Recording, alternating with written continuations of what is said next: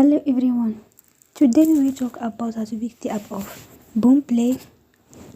We will go to settings.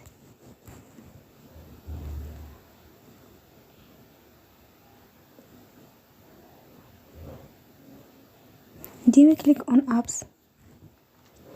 After that you search the app Boomplay and we click.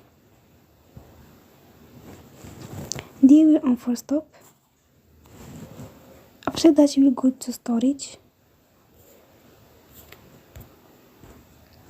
Then we click on clear cache.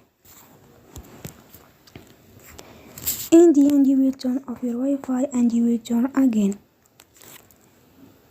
Don't forget to support us by like and subscribe.